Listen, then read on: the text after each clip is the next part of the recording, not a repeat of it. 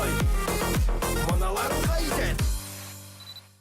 Қалайда жүрегімді жаулаймын абайла. Қуандықтың шаңырақ көтергенмен өте қуандым. Қасыңызда бүйтіп өтіп кете сала ма?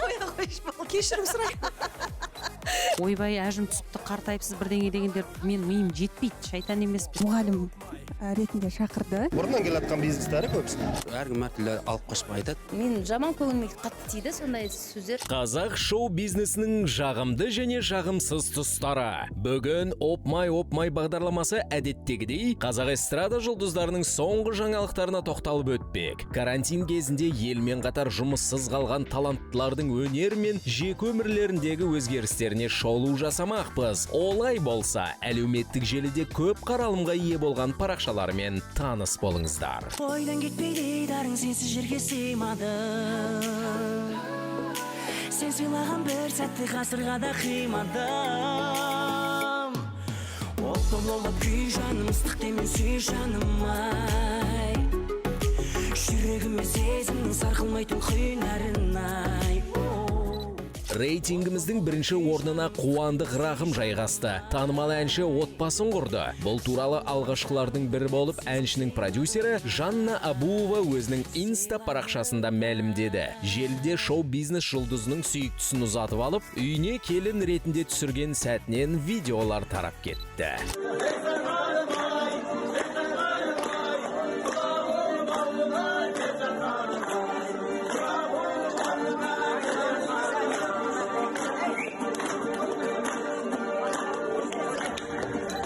Өнер иесінің отбасын құрғалы жатқанынан қалың көпшілік хабарсыз болған анық. Тіпті эстрада жұлдызының жанкүйерлері үшін бұл жаңалық нағыз тосын сый болды. Инстаграм желісінде Қуандық Рахымның жүрегін жаулаған бойжеткеннің ұзатылуы кезінен фото мен видео жазбалар тарап кетті. Белгілі болғандай, өнер иесінің таңдауы Назерке есімді қызға түскен. Желідегілердің сөзінше, бойжеткен Түркістан облысы Шәуілдір елді мекенінің тумасы екен. Қалып болсам бейінге, ойдақлымды ұмытам, кеш қайтатын үйіме. Достарым ау қадірлім, сұрайтыным бәріңнен, үйде болам тірлік көп, тындыратын жарыммен. Жарым құрап көппенде, шүгілдеді от келді, хабарлар болмағайын.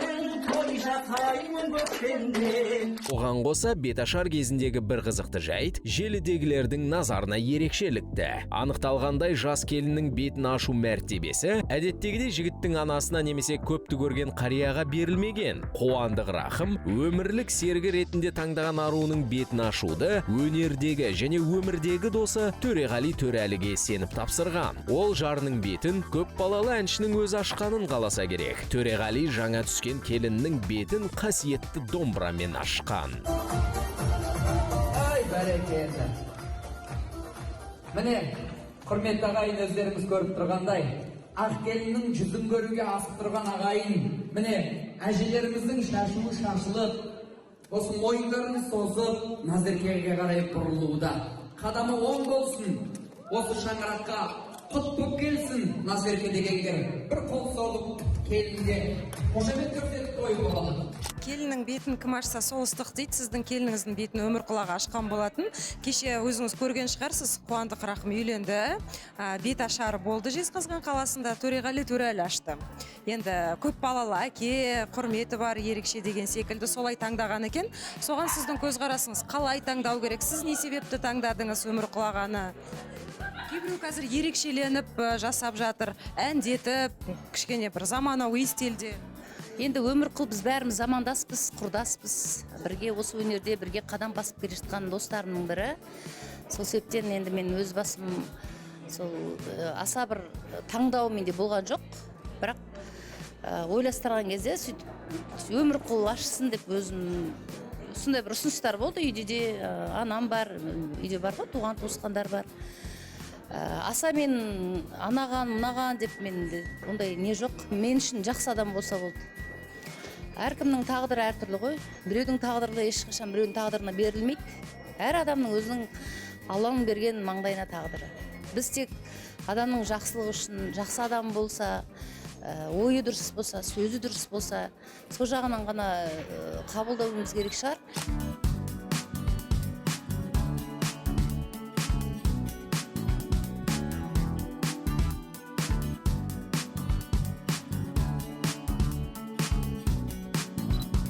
Бірін айтам деп бәрін айтып қойған Ақбота Керімбекова өзіне қатысты жағымсыз пікірлердің көбейіп кеткенін жасырмады. Әсіресе әншінің бірнеше рет ажырасып кеткеніне қарамастан қыз ұзатып жүргенін сынға алған көрермен тыңдармандарына өкпелегенін ашық айтты. Бірақ Кейде мысалы менде де бір-екі рет естіп қалдым. Неге Ақботаны қыз ұзатуға шақырасыңдар, енді ол да жаңағы ажырасқан ғой деген сияқты. Мен айтамын да, мен жаман көңіліме қатты тиді сондай сөздер. Себебі ол менің жеке басымдағы өзім өмірім, Алланың маған беріп қойған өлшеулі тағдыры. Менің тағдырым біреуге жұғып кетеді деп ойлай алмаймын. Егер де менің тағдырым біреуге жұғатын болса, біреудің тағдырын себепкер болса, неге әр адам онда өзінің тағдырын шешпейді? Сол сияқты нәрсе, мен дұрыс емес ұғым деп ойлаймын ондай нәрсені.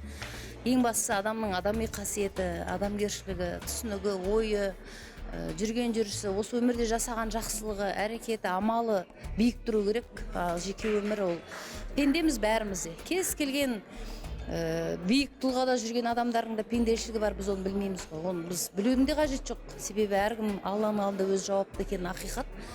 Сөйтсептен қолдан келгенше әр адам жақсы амалға, жақсылыққа ұмтылғанымыз дұрыс. Ал енді қуандықтың шаңырақ көтергеннен өте қуандым, Инстаграм парақшасынан көріп. Әрине, неме дейді, бас екеуі мал көбеймейді дей ма? Қуандық өзім жақсы көретін бауырлардың бірі, өнерін құрметтейтін, өнерін мойындайтын інілердің бірі. Сөйтсем бақытты болсын деймін. Ал енді оның сонша кешеде енді естіп қалдым парақшаларда, неге үйтіп жатыр, неге біз қазақ, білмеймін, кейде ойлаймын, тойламағаннан кейін де ауырып жатқан шығармыз деп ше. Себебі қазақ қашанда қуанышын бөліскісі келетін халық. Біз мінезімізде, болмысымызда сондай қасиетіміз бар. Біз кішкене бір қуанғымыз кезде біз бөліскіміз келіп тұратын, біздің қасиет, қанымыздағы бар қасиетті қазақта. Сол себептен Алла сақтасын, бәрібір Алланың қолында ғой. Ажалың келсе ол карантинге де қарамайды, басқаға да қарамайды, кетесің. Сол себептен лажы болса бір Алладан жақсылығымызды тілеп, Алладан дұғамызды тілеп, жақсы болғанымызды тілесек, меніңше әр адам осы өмірде бір кішкене болса да бір жақсылығын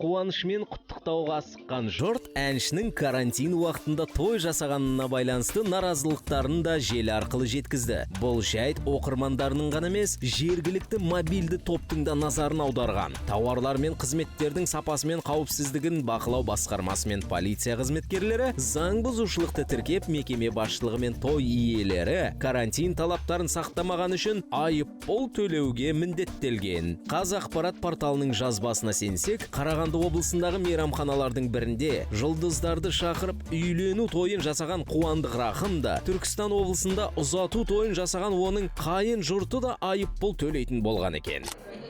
Мына ұзын құлаққа дауа жоқ қой, ауызға да дауа жоқ, көзге де құлаққа да дауа жоқ. Көргенін айтады, естігенін айтады. Мен ойлаймын, жастар бақытты болсын деу керек, болды ғой, бітті ғой. Ол біреудің өмірінде, біреудің тойында кімнің қандай шаруасы бар. Ол Алла тағала сол күнді берді үйленуді, мысалы үйленді. Ол бақытты болсын, қуаныштымыз деп бірге қуанбай ма? Мен сөйтер едім, шындайсы мен қуанып отырмын. Ол карантин анау мынау деген әңгіменің бәрін енді қазір бір ауру сияқты болып қалды ғой адамдардың бәрі. Бірдеңе десе карантин, бірдеңе десе карантин. Ол карантин, қаншалықты карантин қалай болып жатқаны ешкім көп түсініксіз бұл жерде. Сондықтан деніміз сау болсын, ауырмайық, Алладан сол денсаулық сұрайық. Жастардың, балалардың бақытын сұрайық. Сонысымен өзі өмір жалғаса береді ғой. Жәния Джуринскаяның да жеке Instagram парақшасы көп қаралымға ие болды. Танымал актриса ресми түрде ақ келін атанды. Жәния сүйіктісімен мұсылманша некесін қиды. Бұл туралы актрисаның өзі әлеуметтік желідегі парақшасында жазба қалдырып, қуанышымен бөліскен. Мұны көрген желідегі жұрт екі жасты құттықтауға асықты.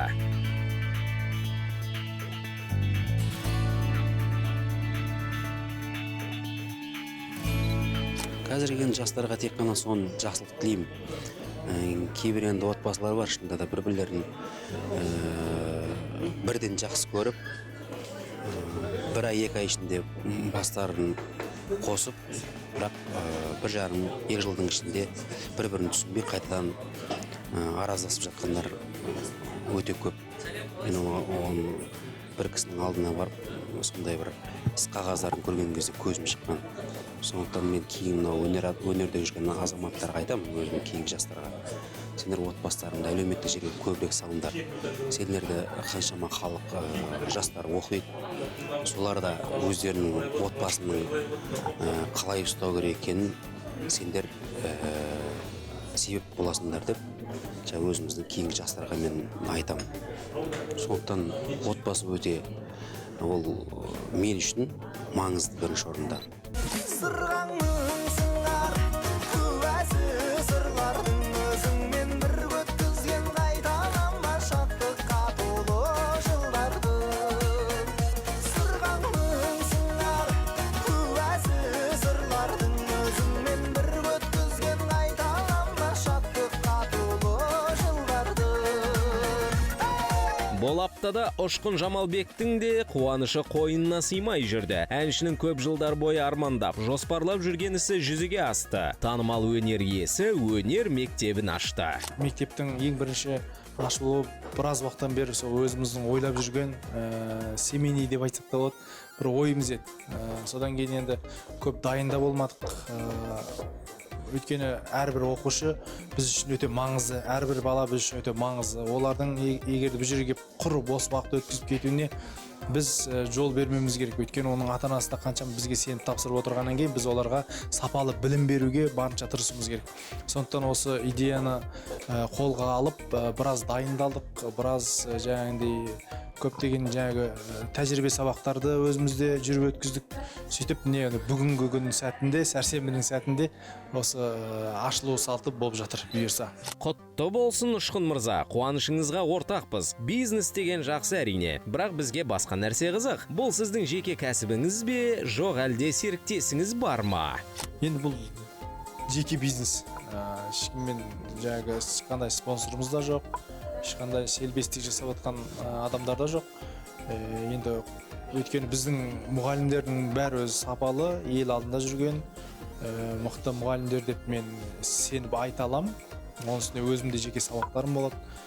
Соның бәрі айланып келген кезде ол өзіміздің жеке шығармашылық бір ұжым екенін айқындап тұр.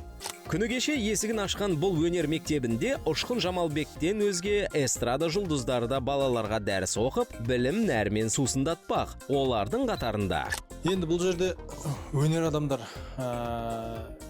адамдар енді әнші елдің алдына шығып жүрген, жалпы бізде вокалдан сабақ беретін Диана Исмаил деген өзіміздің қарындасымыз бар. Сол осы біздің мектепте вокалдан сабақ береді. Тағы да басқа да вокалдан, домбырадан сабақ беретін мұғалімдер бар. Бірақ олар білімді түрде бір орынды оқу орнын, музыкальный оқу орнын тәмамдаған, диплом бар деген сияқты. Өз шәкірт тәрбиелеп жүрген бұрында қолынан келетін мұғалімдерді біз сараптау арқылы біз талдап алдық.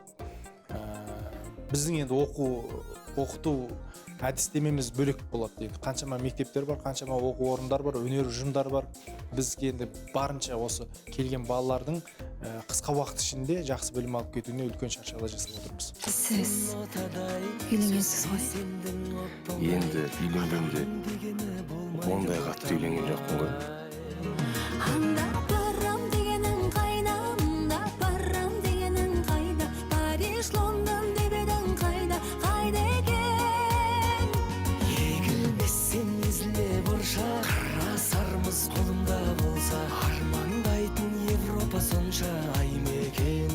Төреғали Төрәлі мен Уәде қайда әнін орындап, танымалдылығы арта түскен Диана Исмаил да осында. Бір қызға көп әншілерге ән жазып жүрген таланттару, ұстаздық пен көп жылдар бойы айналысып жүргенін бірі білсе, енді бірі білмес.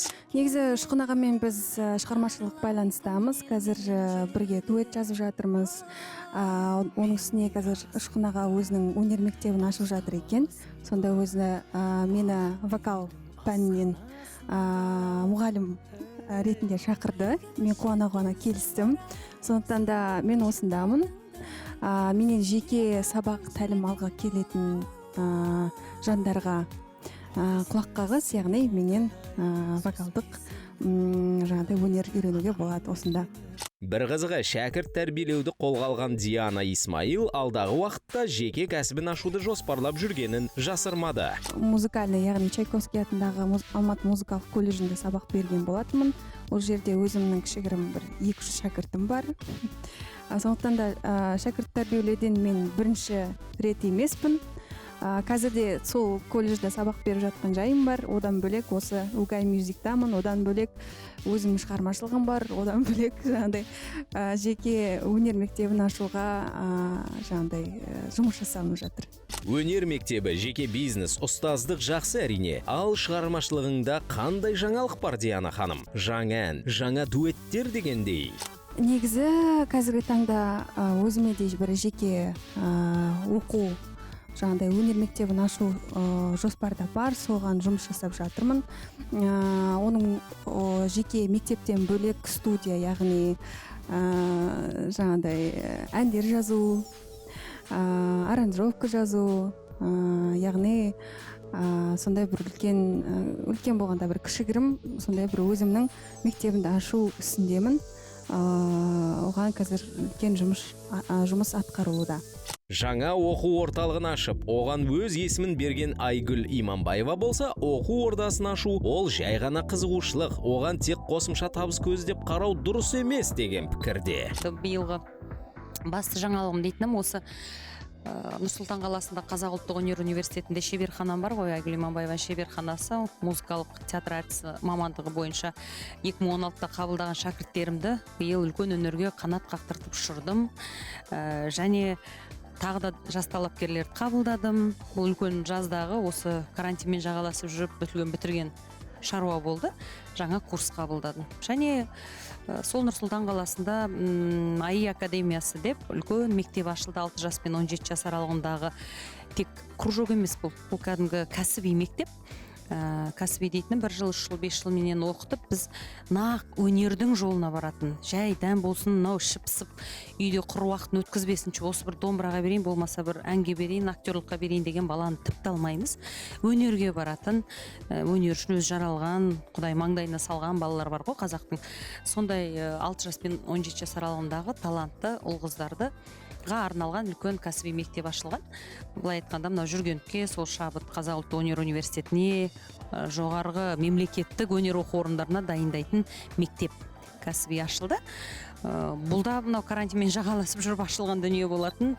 Әншінің айтуынша, кәсіби мектепті ашып дамыту үшін тәжірибе мен білім керек. Ал осының барлығы Иманбаева ханымның бойында бар ма? Өзінен сұрадық. Бала емеспіз, жас емеспіз, кәрі де емеспіз, былай айтқанда бір ағартушылыққа бет бұратын, қоғамға өнеріңмен өзіңнің үлесіңді қосатын орта жасқа келдік, жасыратын жоқ. Кейде бір мынау әлеуметтік желіде ойбай әжім түсіпті, қартайыпсыз бірдеңе дегендер мен миым жетпейді, шайтан емеспіз. Қартаямыз, шүкір оғанда, бірақ қартайғанның барлығы ақсақал емес. Жалпақ тілмен айтқанда сол ақсақалдыққа біздің жасымызды ұмтылу керек, шәкірт тәрбиелеу керек деген сияқты. Ұлттық рухани өнер бағытында жұмыс жасауды қолға алған Ұшқын Жамалбек Айгүл ханымға қарағанда өз мектебіне кез келген жанды қабылдауға дайын екендігін алға тартты. Енді бізде бұл жерде балалардың жас айырмашылығы, ондай көп жас айырмашылығы жоқ. Өйткені үлкен жастағы кісілер де бар. Бізге кеп жаңағыдай сабақ алсақ, мысалы өзім жеке сабақтарыма жазылуға, одан кейін мына студиядағы сүйемел, сондай бір кәсіптерде мамандықтар болады бізде. Соған кеп өздері жазылсақ, содан білім алсақ деген сияқты. Біз жалпы бұл продюсерлік орталық. Продюсерлік орталық болғаннан кейін де бізде көптеген жағында жаңағы жас шектеуін қойған жоқпыз. Енді ең төменгісі сол бір 5-6 жастан басталады. қалғандары жаңағы үлкен кісілерде келіп сабақ алсақ дегендер бар, оны енді ары қарай көріп жатамыз. Бастамаңыз жақсы, Ұшқын мырза. Тек карантин уақытында жеке кәсіпті бастап кеткен әріптестеріңізге де, өзіңізге де қарасақ, бұл бизнесті ашу, тойлар мен концерттердің аздығы себеп болды ма? Қалтаңыз жұқарып, табысты басқа жақтан іздеп бастағанға ұқсайсыздар деген ойымыз ғой. Карантин болды екен, қазір енді көптеген мерекелік шаралардың азаюына байланысты жаңағы жеке бизнес ашып жатыр. Соған байланысты жаңағындай ой келіп, бизнес ашқың келді ма, осындай бір өнер орталығын ашқың келді ма деген ойлар көп адамдарда болады, бірақ бұндай емес. Бұл мен бұрыннан ойланып келе жатқан жаңағы ой тиіп келе жатқан дүнием. Өйткені көп жерде маған сондай ұсыныстар түсті. Өйткені продюсер орталықтарға қалай дамытуға болады деген бір ойлар жүрген. Угай деп ашқанымызға біраз болды. Қаншама осы жерде өнер адамдары шықты, қаншама ұлтқа көптеген арналарымызға қаншама жерде жұмыс жасап жатырмыз. Балалар әлемінде жұмыс жасады. Айланып келгенде осы тәжірибеге қорытып, осы ол ешқандай бір себеп салдардың арқасында емес, сол бір ойдың түйіннің бір нүктеге жеткен кезде осыны ашуға жаңа ниет білдіргеніміз осы болып қалады. Бизнестер бұрыннан бері бар бизнестер ғой. Сол осы кезде кішкене сондай болып көрініп жатыр да. Ол бұрыннан келе жатқан бизнестері көбісі. Ақырын өсінде көлік жуатын жер бар, біреусінің кафесі бар деген сияқты ғой. Алла істеріне берекет берсін әрқайсысына. Әншілердің бұрыннан жеке бизнестері бар деген пікірді айтқан Мақсат Базарбаев өзінің қосымша қай іспен айналысып жүргенін айтқысы келмеді. Сәкен Майғазиев болса, керісінше ұлттық сусын қымызды насихаттап, табиғи таза өнімді сатумен айналыса бастағанын жасырмады. Менен бұрын бала-шағамның ризығы деп айтқан болар едім. Пандемия кезінде шынымды айтсам, көп жыртығымды жамады. Сол ақшамен әрине той болмағасын, концерт болмағаннан кейін, табыс көзі осы болғаннан кейін мен бизнесіммен ақша таптым. Аллаға мың шүкір. Беріп жатқан ризық Алланың. Сонан кейін Руслан Искаков деген Руслан жақындаш. Осы Руслан больницада жатып, ауруханада жатып, көп ой кетті. Қайтсек елді құтқарамыз, қайтсек қазаққа жанымыз ашиды. Осындай жағдайда не істесек болады деп жаңарқадан қымыз алдырып, содан басталып кетті деп айтсақ та болады. Сонда дәмін көрген бір қыз, мына қымыздарыңыздың дәмі сән екен деді. Сән деген енді сән берсін Сәкеннің дегенде сөз бар. Одан қала берді. Сән деген енді былайша айтқанда диалект қой, ондай жергілікті адамдар пайдаланатын. Сосын енді көп адамдар мына ақылдасқанда онда тұрған ештеңе жоқ деп Русландар Аманжол Алтаевқа, Балғынбек Имашевқа, Жандарбек Бұлғақовқа хабарласқан кезде барлығы мақұлдады. Енді бүгін Мұхтар Ниязовпен де керемет азулы ақындар ғой, солармен ақылдасқанда да онда тұрған ештеңе жоқ деп мақұлдады. Содан Сәкеннен сәңіміз деп атадық та, қайдан алып ішуге болады, қайда сатылады деген идеялар біздің бизнеске қадамымызға түрткі болды деп айтсақ та болады. Содан Руслан, Нұрсұлтан үшеуміз бірімізге қарап, неге осы жұмысты бастамасқа? Сосын Айтуған деген керемет азамат келді. Қалай істесек болады? Ол енді 20 жылдан бері қымызды зерттеп жүрген адам. Мен бүкіл технологиясын бәрін меңгерген, шетелдің барлығын аралап, болашақпен оқып келген өте білімді азамат. Сол жігітпен бірігіп, осы бизнесті қолға алдық. Жұлдызбен араласып, қырдан ай барадасып, үйіңнің сыртында жүр, балаға шық, далаға шық. Дәл осылай кәсіпкерлікке бет бұрған жандардың қатарында Музарттық Кенжебек Жәнәбілов те бар. Әнші енді әуезді әндерін емес, тыңдарманына тәттілерін тарту етпек. 2 жылдан астам болды мен жоспарлап жүргеніме. Біз отбасыммен мен көбінесе Түркия еліне барып дем алатын өзімнің жылда жоспарым бар. Сол жоспармен барған кезде біз қазақ халқы жалпы қонақшыл халықпыз ғой. Үйге қонақ келсе міндетті түрде мынандай тәттіні қоюымыз керек. Сол тәттінің дәмін көріп, біздің үйдегі келіндеріңіз, өзім жұбайым ұнатып, сол нәрсені неге Қазақстанға алып келмеске деп, өзіміз ой түйіндеп, сол кәсіпті дөңгелетуге бел будық. Ерлан Амдасбай деген өзімнің досым бар, 10 жылдан асқан жатқан. Сол азамат екеуміз ақылдасып, жаңағы Түркі еліндегі сол шоколадтың басшыларымен кездесіп, онан кейін әкелеміз деп отқан кезде жаңағы індет басталып кетті. Індет уақытысында біз онлайнмен сөйлесіп жүрдік. Оның бітті дегеннен кейін бізге жаңағы өздерінің товарларын жіберіп, азық түліктерін жіберді. Сөйтіп осындай Қазақстанға кеңінен таралуға жол аштық. Қазір Астана қаласы, Нұр-Сұлтан қаласы, Қостанай, Қарағанды қаласы жұмысты бастап кетті. Басқа да қалалардан серіктестердің қоңырау шалып жатқан саны өте көп. Олар егер жұмыс жасаймыз деп жатса, біз ешқандай қарсы емеспіз, біз әрдайым біргеміз. Сондықтан әркім әртүрлі алып қашпай айтады, тек карантинде ғана ойладыңыз ба бұл ойды деген сияқты. Ондай емес мәселе. Бір нәрсені істейтін кезде мен өзімнің бойымдағы қасиетін оған мен бірден шешім қабылдамаймын. Бірнеше адаммен ақылдасып барып, соның ең нүктесін қойып, содан барып жол бастаймын кез келген бастамама. Сондықтан бұл бастаманы да мен кеше ғана ойлаған жоқ, бұл 2 жыл бұрын жоспарланған бастама. Мұзарттың кенжесі өнердегі ағаларының кеңесіне құлақ түргенім дұрыс болды деп отыр. Десе де көпшілік ойлағандай, кәсіп ашқан ел сүйіктілері өнермен қош айтысқалы жүр деген сөзді жоққа шығарды. Бизнеске, енді кәсіпке сіз өзіңіздің бетіңізді бұрдыңыз, өнерде қалай болады, ол өнермен алып жүре аласыз ба деген сияқты. Әрине екеуіне де үлгеруге болады ғой. Өнер бөлек ол. Өзімнің бойыма кішкентайынан берілген өнерді ешқашан мен тастамаймын. Сондықтан бұл жерде мен ғана емес, жұмысты бұл кәсіпті істейтін бұл жерде Ерлан Андаспай деген жолдас балам бар. Сол екеуміз бірігіп жасаймыз, Құдай қаласа. Енді басты жұмысымыз Мұзарт болғандықтан кедергісін келтірмей ма деп жігіттермен де ақылдасып санасасын. Сол орайда Кенжебекке ұсынғаныңыз дұрыс болады деп біз де Ерлан Андаспаевқа ұсыныс айттық. Бәріміз ақылдаса келіп, Кенжебек Құдайға шүкір, соның енді бет-бейнесі былайша айтқанда бренд амбассадоры ретінде тәтті қыздары бар, ұлы дүниеге келіп жатыр. Сондай жағдайда Кенжебекке сол бизнестің тізгінін ұстаттық, Құдай қаласа. Ақшасыз болса да, ер жігіттің көр, оймен сағына, ал сен жоқсың, табылмадым сен жоқсың, іздемейсің мені, сен жоқсың, бар болсаң қайдасың, сен кімсің, жүрсің қайда. Негізінде карантин барлық адамға қиын түсті десем қателеспеймін, жалпы тек қана өнер адамдарына емес.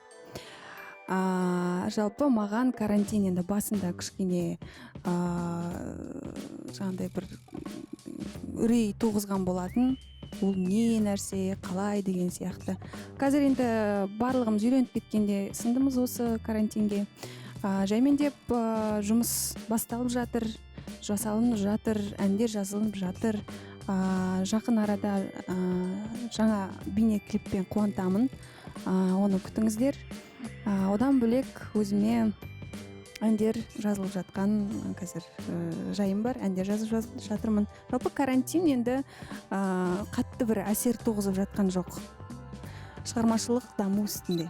Шығармашылық демекші, бірі жаңа кәсіптерін дөңгелетуге кіріссе, басқалар жаңа әндер жаздыртып, тіпті бейне баянда түсіріп жүр. Мәселен, соңғы уақытта көп көрінбей жүрген Ақбота Керімбекова Юлия есімді арумен «Қыздарда достық бар» атты әнге клип түсіріп, ел назарын ұсынды. Қыздарда достық болмайды деп, кім айта салған оп оңай, сырымен мұңын бөлісетін, біз кімбіз сонда отобай.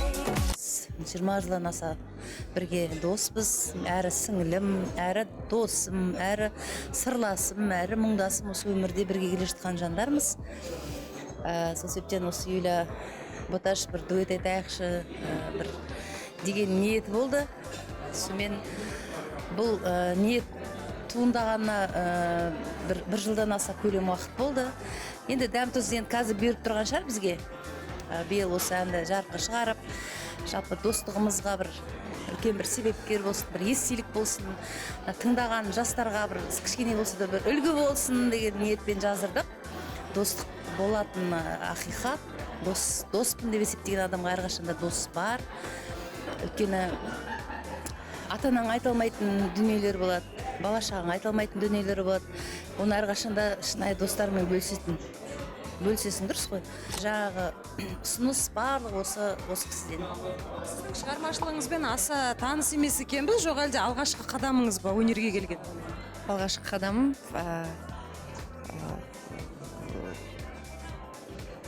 алғашқы қадам сол енді әннің тақырыбы кейде айтып қойдым ғой алғашқы қадам кейде айтады ғой қыздардың арасында достық болмайды деген секілді, қызғаныш болады, басқасы болады деген секілді. Соған сіздің ойыңыз, көзқарасыңыз, клип арқылы не көрсеткілеріңіз келді? Біріншіден біз клип арқылы өзіміздің 20 жылдық достығымызды көрсеткіміз келді. Тек біз ғана емес қой, ана көптеген қыздар бар, иә, өздерінің достықтарын. Бұрын караокеге барсақ айтатынбыз, пусть говорят, что женская дружба не бывает деп. Соның қазақша варианты шықты деген ойдамын. Бәрі қуанып жатыр, жаңа бот айтып кеткендей. Көптеген көрмеген достарымыз тауып жатырмыз.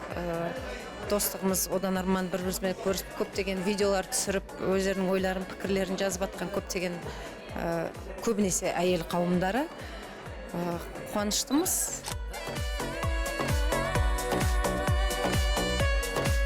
Қыздарда достық болмайды деп кім айта салған оп-оңай, сыры мен мұңын бөлісетін біз кімбіз сонда о тобай. Қыздарда достық болмайды деп кім айта салған ойланбай, сағынып күнде көрісетін біз кімбіз сонда ойпырмай.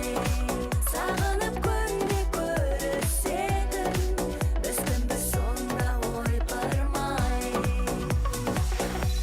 Ән жазу деген ол оңай дүние емес. Оған ақша керек, бейнебаян түсіру тағы бар, достық дейсіздер.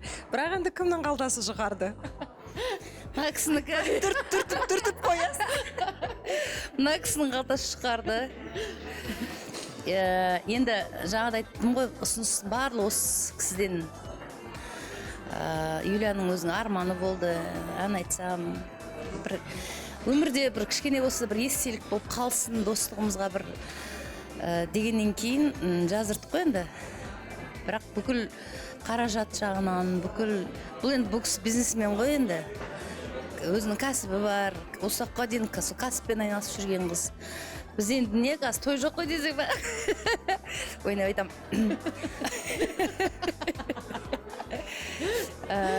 Бұл кісі өзі айтты маған, мен бәрін өзім жаздырам, клипті де өзім түсірем, өзім жуам деді.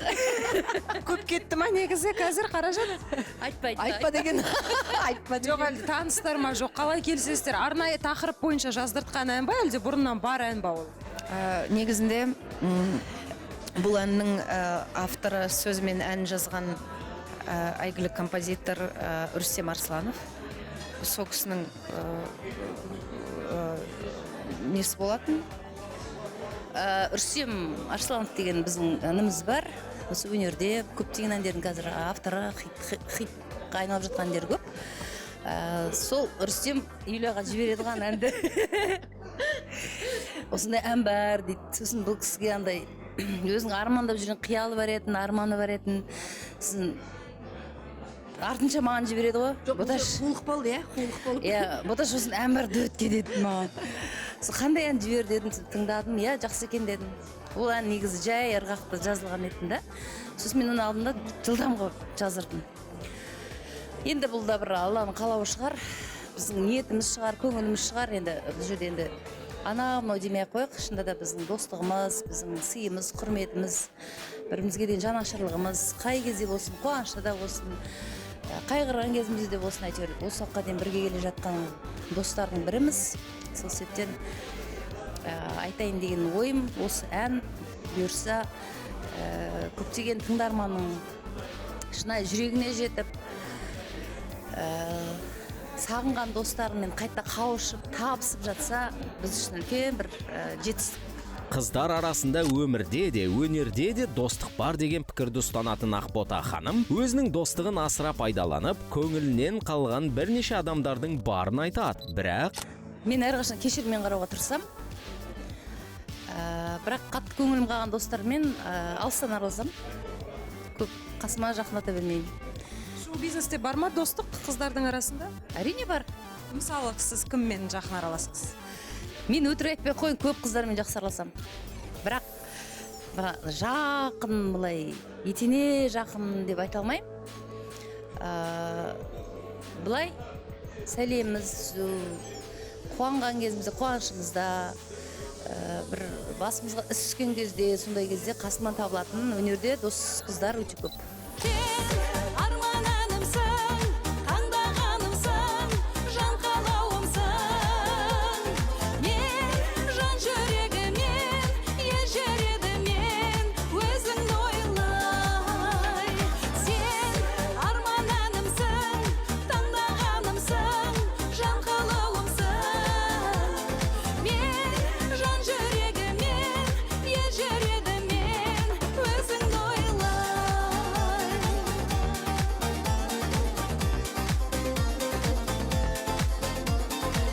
Ал адам баласына сенуден қалғанын айтқан Шахизада Байбатжанова достық деген ұғымның қадірі арзандап кеткеніне наразы. Әншінің өнердегі ең жақын құрбысы саналған Жеңіс Ысқақова да бүгінде онымен көп хабарласпайтын болған. Белгілі болғандай, құрбылар арасында түсініспеушілік пен реніш орын алып, 20 жылға созылған жылы қарым-қатынас дем арасында үзілді. Шоу бизнесте бола ма құрбылардың арасында достық? Жоқ әлде әріптес деп қабылдайсыздар ма? Я болмаса жақын араласатын әнші арулар бар ма?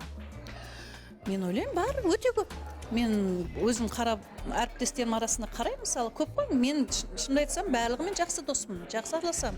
Бірақ анау уақыттың тығыздығымен біз көп былай күнде кездесе алмаймыз ғой. Бірақ енді шақырғаннан қалмаймыз, шақырамыз, сондай бір дастархандаспыз. Әрдайым солай бірін-бірімізге сый құрметіміз өте жақсы. Негізі айтады, әншілердің арасында достық жоқ деп. Енді біз Жеңіс екеумізді өзің білесің, 20 жылдан бері қатты бірге жүріп жақсы дос болдық. Бәрі бізге қызыға қарайтын, қызғана қарайтын, сенбей қарайтын.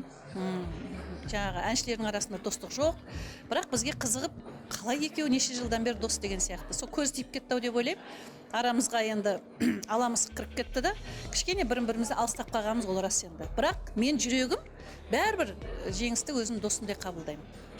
Әріптесім ғана емес, дос қызым деп қабылдаймын. Сол Жеңіс ханым екеулеріңіздің арадағы достық туралы көптеген әңгімелер айтылып жатыр.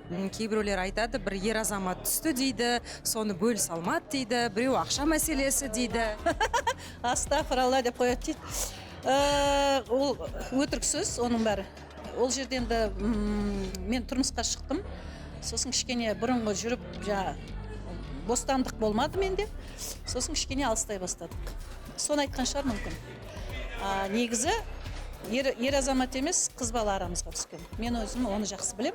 Бірақ бір Құдай бар ғой енді төбемізде. Кімнің кім қандай екенін ақ қара бәрін бір Алла біледі. Бірақ мен көңілім баяғыдай сыйласам. Бірақ айтады ғой, мысалы досыңды жоғалтқың келсе қарызға ақша бер деп. Сіз беріп көрдіңіз бе? Ондай да болды. Беріп те көрдім. Таң қалған кездерім болды. Жарайды, пенде ғой деп қоясың. Қайтарған жоқ па сонда? Талай ақша қайтарылмады ғой. Досты да жоғалттым. Сіз білетін адамдар бар ма ішінде шоу бизнестен? Айтпай-ақ қойын, ол бар. Күнде сіздер енді көрісіп тұрасыздар ғой, сахнада, өмірде. Енді ол менің құпиям, ол менің жеке өмірім. Ол енді ол ана айтады ғой ол. Дүние ақша келгенде достық болмайды деп. Ол рас.